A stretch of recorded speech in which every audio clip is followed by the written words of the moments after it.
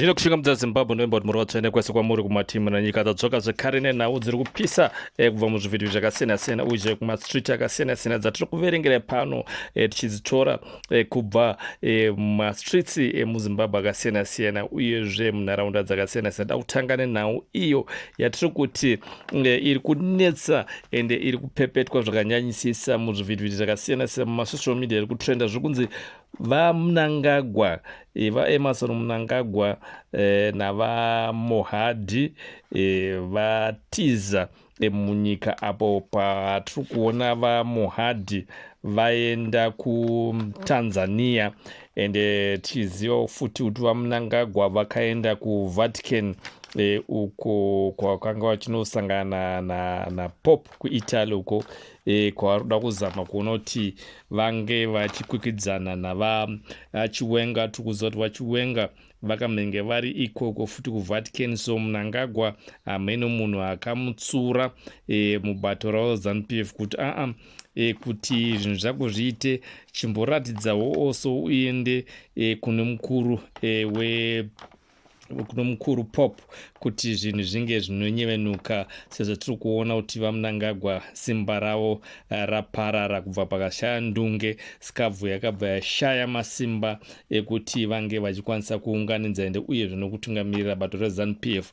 Ndisaka muri kuona vaMnangagwa pamwe chete nemaveteran nemamembers mahombe eZANU-PF vasvika mukuparadzana vachakwanisa kunyaso kutaura nyaya dzinonzwisisika vari vese oro dzokuwirirana vari vese, apo Mnangagwa aruza simba rokuti anga achitungamirira nyika yeZimbabwe uyezve nebato reZANU-PF.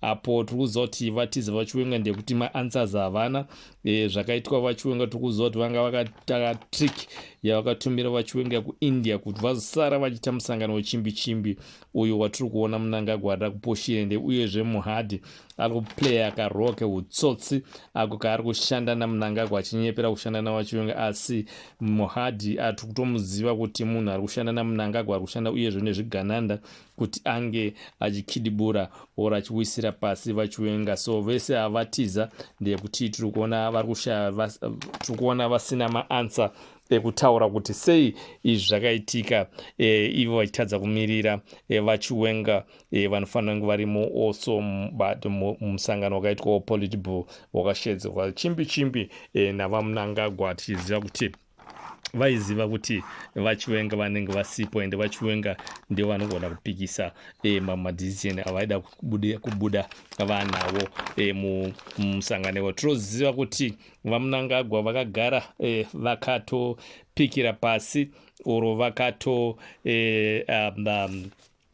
vakatocherera vaChiwenga pasi. Tiri kuziva takarangarira mazuva aya vakavaisira poison iyo yakanetsa vaChiwenga zvokuti vaMnangagwa vakapinda through nemukadzi waChiwenga uyo akazosiyana navaChiwenga vakaisira poison vaChiwenga vakatambura zvakanyanya nepoison iyi yavanga vaisirwa navaChiwenga. Apo tichiri kurangarira mazwi akataurwa navaMnangagwa vaChiwenga vari kuChina vakapfuura nemuSouth Africa vachirwara vachizama kudzonwa poison iyi.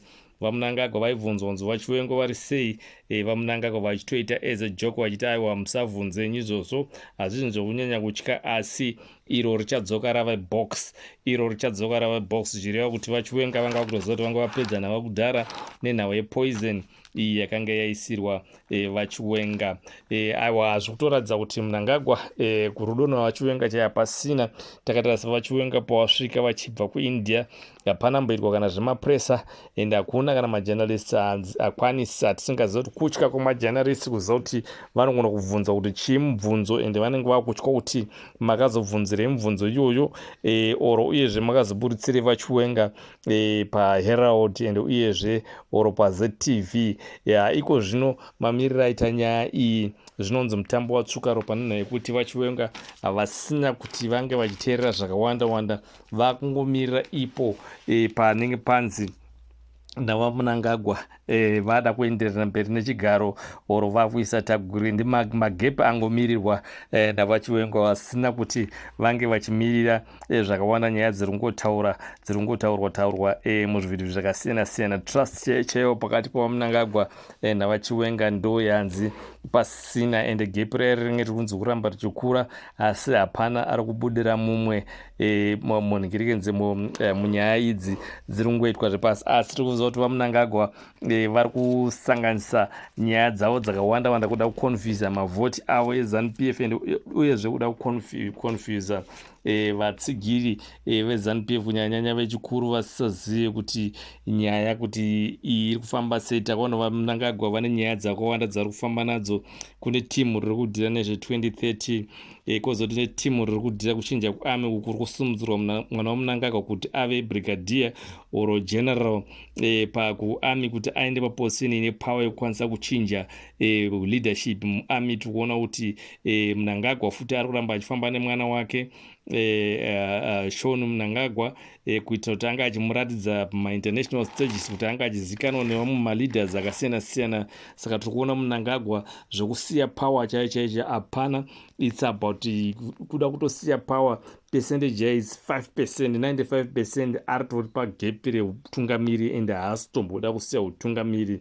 Is there ende ndepatoda kuona kuti zvinhu zvichamira sei, kuchawira tsvimbo nedombo, kuchawira demo nemupinyu. Ndipatoda kuona kuti zvinhu zvakamira sei sezvo general Chiwenga vemukati meZANU-PF tinokuona kuti vanokwanisa kunyaradzwa here semanyaradzirwo akamboitwa vice president. Ozoti vaMujuru, Mujuru akamhenga ari vice president asi akaburitswawo futi. Iye Mnangagwa anga ari vice president akaburitswa naMugabe, asi munhu waada kuburitsa ndiye akamunzwira tsitsi kuti aiwa chiuya utungamiri.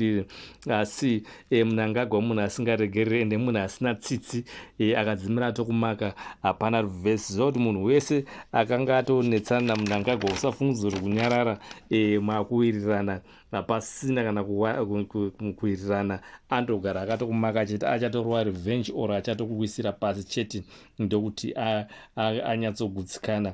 Tiri kuona zvinhu zviri kuramba zvichinyoipa apa tiri kuona iye mwana waMnangagwa Shaun Mnangagwa ari kuendeswa kumusoro kwesecurity yaMnangagwa kuitira kuti anga achivharira mese masoja ayo anochengetedza mutungamiriri wenyika whether kuti apinda ani arida kuisa influence yakanyanya yekuti nyange vachiwenga vakada kuzenga vachipinda zvinogona kuvatinetsei. Asi vachiwenga vane mukadzi wavo mukuru also kuarmy military intelligence. Vari kuratidza kuti vane intelligence dzakanyanya dzavanadzo mumaoko dzekuziva zvinhu zviri kuitwa zvese naMnangagwa. Apa zviri kunzi ivo pakati pavo pavaMnangagwa naVachiwenga mumwe wavo haasvike kana gore ratiri kupinda iri, mumwe wavo anenge adonha chete. Tisingazive madonhero ari kuita kuti anenge akamira sei. Apo vaMnangagwa vari kusangana also nemayouth ari kunzi ajamuka, ari kuti imi makatiti tidzinge varungu, takadzinga varungu, muchiti tichawana mafarms, hatina kuwana mafarms acho, pamatoora chiite zvemining, mamining aita akuti takada kumaina mangwana pano goridhe makutitorera mamainzi acho makupa machina kuti akupiwa mwana waMnangagwa Shaun Mnangagwa. Vari kuti ivo makorokoza ari kuti aiwa izvi tazvitadza ende hatichatombozvida ende tichazonetsa namanje nehurumende yaMnangagwa. Zviri kunzi kana yangu yemavhoti vanouya nemapepa vachiti aiwa chiuya muchivhota, asi kana yangu yekuti vanenge vano zvichemo zvavo makorokoza hakuna munhu ari kukwanisa kunge achivabatsira vana vachema mavhoters eZANU-PF achiti ivo hurumende yaMnangagwa haisi kukwanisa kuti inge ichitibatsira, asi iri kungotibatsira nokutiunzira imbwa kuti tinge tichirumwa nembwa. Izvi zvinova zvinhu zviri kuvarwadza. Vari kuti aiwa hurumende inofanira kuti inge ichivagadzirisa, inge ichivaitawo zvinhu zvakanaka kuti upenyu hwavo hunge huchiita zviri nani.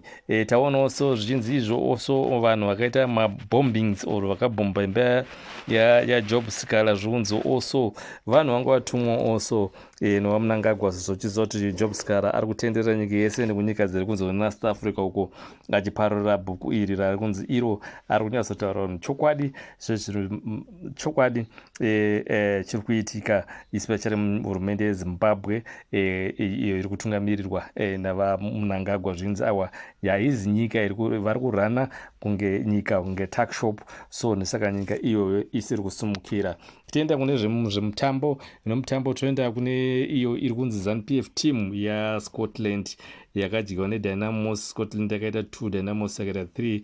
Apo vanhu vakurwadziwa zvakanyanya, vanhu vari kufara zvakanyanya, Zimbabwe yese vachiita wa Scotland ipate ZANU-PF ipate zvigananda. Manje kuona vanhu matimu ebhora akushurwa zvizoratidza kuti politics dzatadza kunyatsobatwa zvakanaka nevanhu vari kudhira nepolitics, ndeyekuti